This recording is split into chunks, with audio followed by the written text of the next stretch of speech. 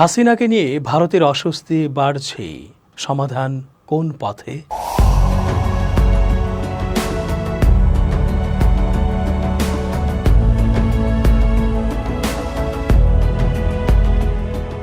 আসসালামু আলাইকুম প্রিয় দর্শক, আশা করছি ভালো আছেন। চেঞ্জ টিভির আন্তর্জাতিক চোখ অনুষ্ঠানে আমি এস.জে. রতন স্বাগত জানাচ্ছি আপনাদের সকলকে। নরেন্দ্র মোদী ভাবে ঢঙে নির্বিকার আচরণ করলেও দেশের অভ্যন্তরে ধর্ষণ ও অন্যান্য ইস্যু সহ হাসিনা ইস্যুতে আন্তর্জাতিকভাবে চাপে কোণঠাসা অবস্থা তার। খোদ রাজ্যের মুখ্যমন্ত্রী মমতা ব্যানার্জি হুমকি দিয়ে রেখেছেন, বাংলাকে অর্থাৎ পশ্চিমবঙ্গকে অস্থির করলে আসামকেও অস্থির করে তোলা হবে। আর অভ্যন্তরীণ বিভিন্ন নাগরিক ইস্যুতে মমতার পাশে রয়েছেন দেশের অন্যান্য রাজ্যের মুখ্যমন্ত্রীরাও। এর সাথে নরেন্দ্র মোদী শাসিত ভারতের জন্য বিষ ফোঁড়া হয়ে সামনে এসেছে হাসিনাকে আশ্রয় দেওয়ার ইস্যুটি। বাংলাদেশে শিক্ষার্থীদের নেতৃত্বাধীন গণ আন্দোলনে উৎখাত হওয়ার পর সাবেক প্রধানমন্ত্রী শেখ হাসিনা হেলিকপ্টারে বাংলাদেশ থেকে পালিয়ে যান ভারতে। বিশ্লেষকরা বলছেন, ভারতের জন্য এখন কূটনৈতিক মাথা ব্যথা হয়ে উঠেছেন হাসিনা। 15 বছরের শাসন আমলে মানবাধিকার লঙ্ঘন ও বিরোধীদের দমন পীড়নের প্রতিবাদে এই গণ আন্দোলনে যারা নেতৃত্ব দিয়েছিলেন তাদের দাবি, শেখ হাসিনাকে ভারত থেকে ফিরিয়ে এনে বিচারের মুখোমুখি করা হোক। কিন্তু 76 বছর বয়সী হাসিনাকে ফেরত পাঠাতে হলে দক্ষিণ এশিয়ায় অন্যান্য প্রতিবেশীদের কাছে ভারতের অবস্থান ক্ষুণ্ণ হওয়ার ঝুঁকি রয়েছে। বিশেষ করে দক্ষিণ এশিয়ায় আধিপত্য বিস্তারে যখন চীনের সঙ্গে দ্বৈরথ চলছে, এমন একটা সময়ে এই উদাহরণ অনেকে ভালো দৃষ্টিতে নাও নিতে পারেন। বিরোধ সমাধান বিষয়ক থিঙ্ক ট্যাঙ্ক ইন্টারন্যাশনাল ক্রাইসিস গ্রুপের টমাস কিন বার্তা সংস্থা এএফপিকে দেয়া এক সাক্ষাৎকারে বলেছেন, ভারত স্পষ্টতই তাকে বাংলাদেশে ফেরত পাঠাতে চায় না। এর ফলে নয়াদিল্লির সঙ্গে ভালো সম্পর্ক থাকা এই অঞ্চলের অন্যান্য নেতাদের কাছে একটা বার্তা পাঠানো হবে যে শেষ পর্যন্ত ভারত আপনাকে রক্ষা করবে না। বিষয়টা ভারতের জন্য খুব ইতিবাচক হবে না। এদিকে গত বছর মালদ্বীপে এমন এক প্রেসিডেন্ট নির্বাচিত হয়েছেন যিনি জেতার পরপরই নয়াদিল্লির বদলে কৌশলগতভাবে বেজিংয়ের দিকে ঝুঁকে পড়েছেন।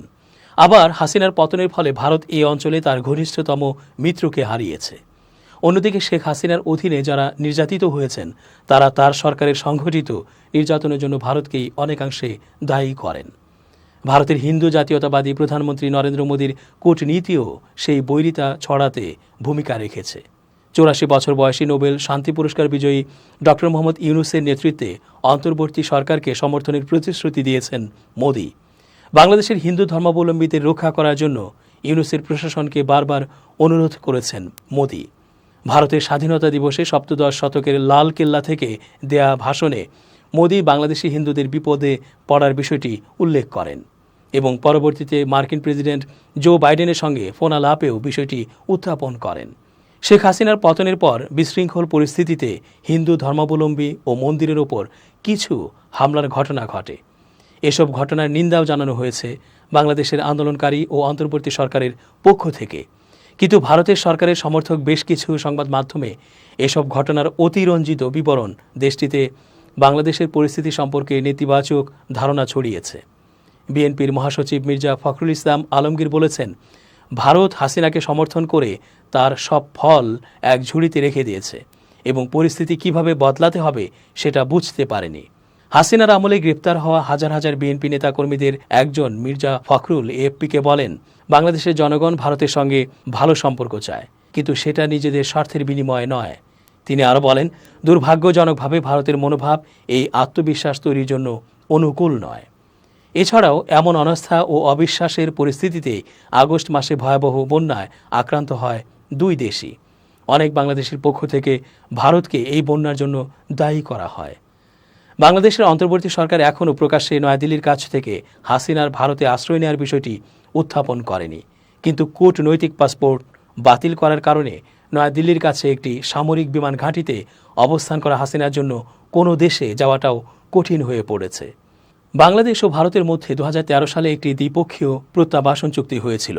এর অধীনে শেখ হাসিনাকে বাংলাদেশে ফিরিয়ে এনে বিচারের মুখোমুখি করার সুযোগ রয়েছে। তবে চুক্তির একটি ধারায় অপরাধ রাজনৈতিক চরিত্রের হলে ফেরত পাঠানোর অনুরোধ প্রত্যাখ্যানের সুযোগও দেয়া হয়েছে দুই দেশকে।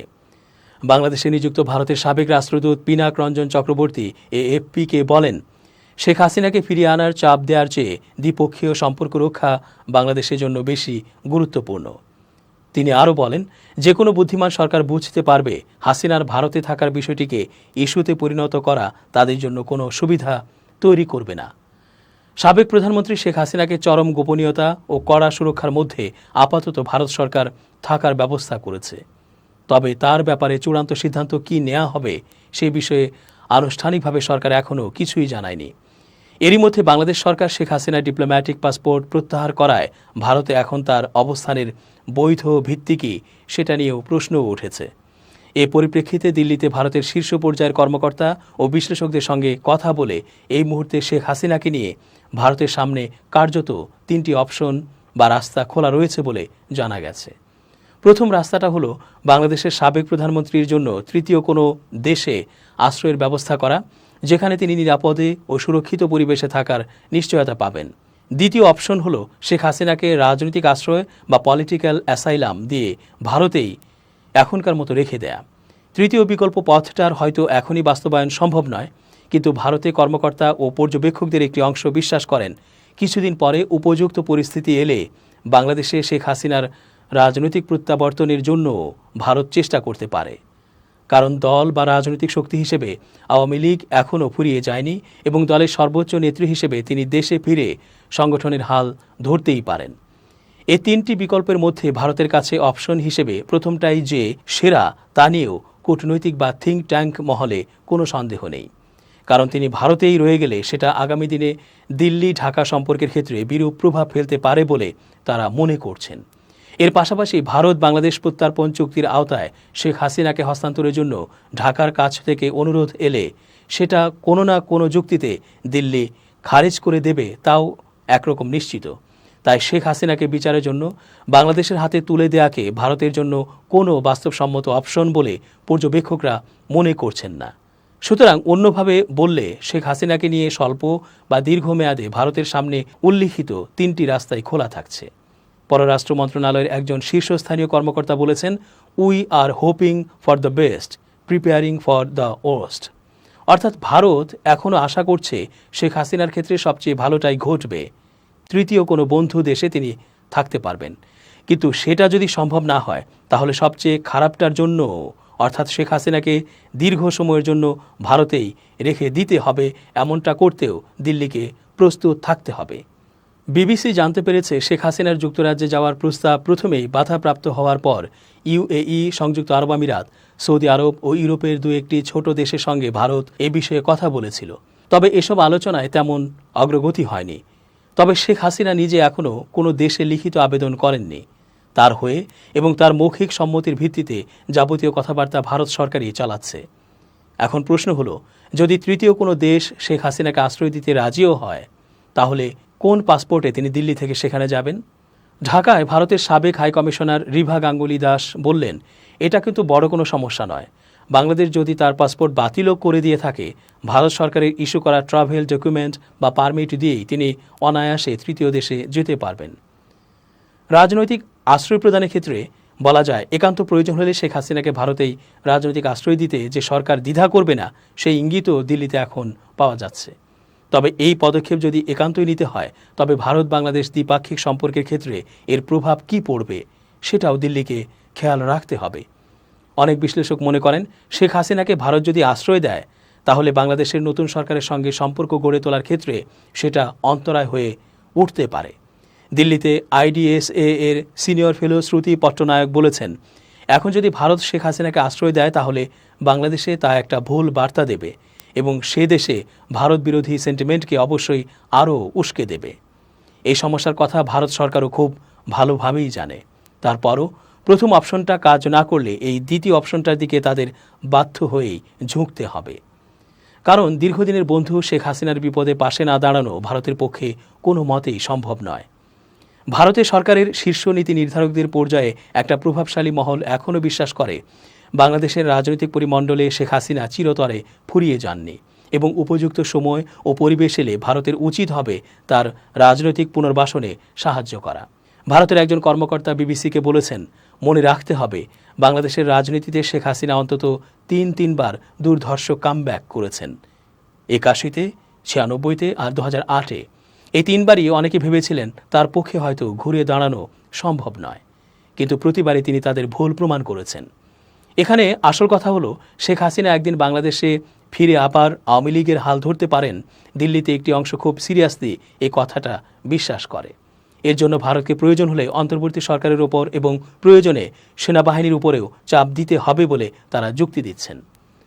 তারা আরও বলছেন, আওয়ামী লীগ বাংলাদেশে কোনো নিষিদ্ধ সংগঠন নয়, সারা দেশে তাদের শক্তিশালী নেটওয়ার্ক আছে। সেই দলের সর্বোচ্চ নেত্রী হিসেবে শেখ হাসিনা আগামী দিনে বাংলাদেশে ফিরতেই পারেন। তার বিরুদ্ধে দায়ের হওয়া মামলাগুলোতেও তিনি বিচারের সম্মুখীন হতে পারেন। হয়তো পরবর্তী নির্বাচনে তার লড়ার ক্ষেত্রেও বাধা থাকতে পারে, কিন্তু তার দেশে ফেরার রাস্তা এবং রাজনীতিতে নতুন করে প্রবেশ বন্ধ করাটা কঠিন বলেই অনেকে মনে করছেন।